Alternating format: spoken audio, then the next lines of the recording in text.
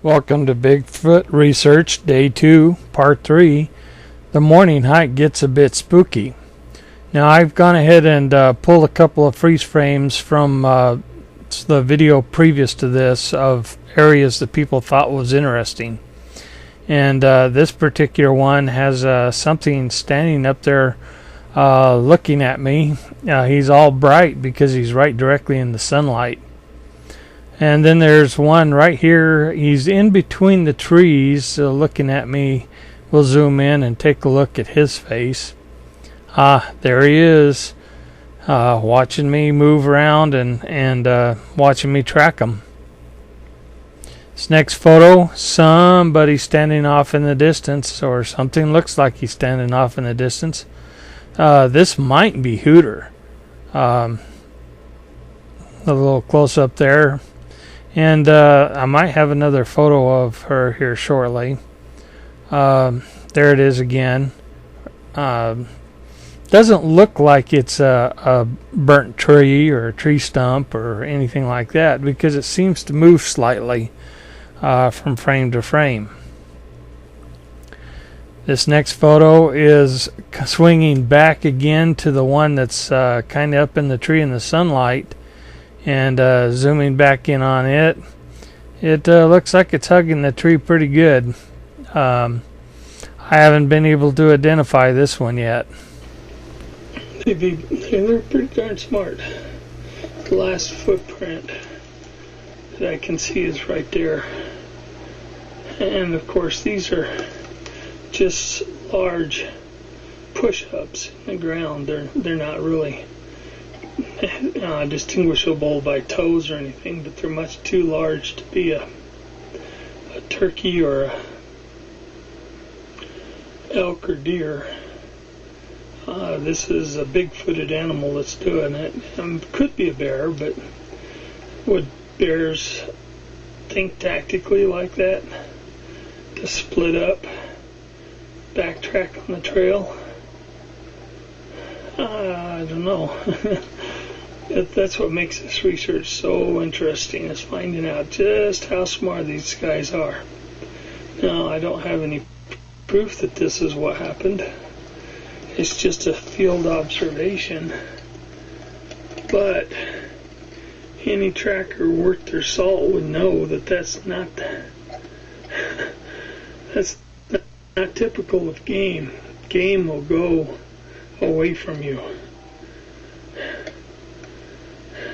Very rarely, and if you push them towards a hillside and they don't have an escape on the left or the right, and they have their choice of uphill or downhill, well, the quickest to them is downhill, and they'll go downhill.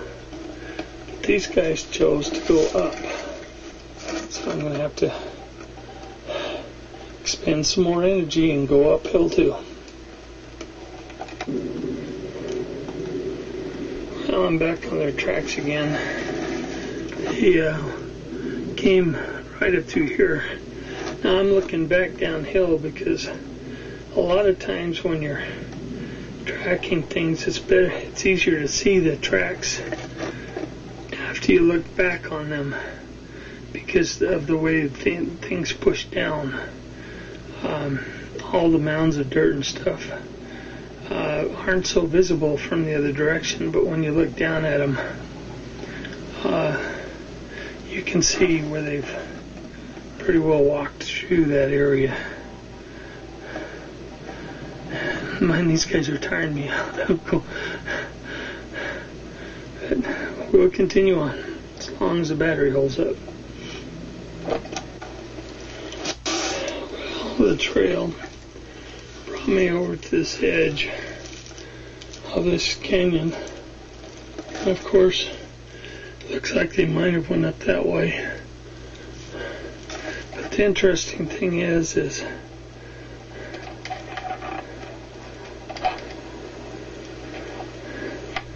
piece of clothing with a pine cone stuck on top of it.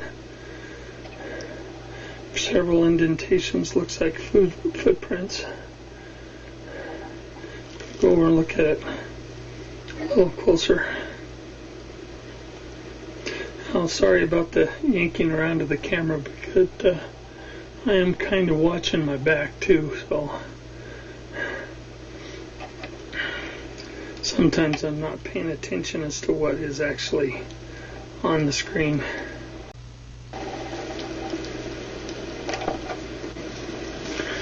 Okay, it's a pair of Hanes red underwear, and it's all torn up. It's got holes, it's got rips. I really don't think a hunter would come up here in here and drop his red drawers and wear something like that. Maybe they're trying to tell me something since I'm always wearing a red shirt. I don't know, that could lead to all kinds of speculation.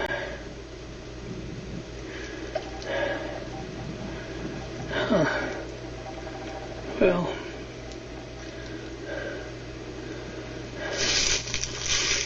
I'm going to follow their trail up through there. And it looks like they might, I don't know, my guess is they crossed that big huge log over there and came out the other side. But we'll go over there and find out.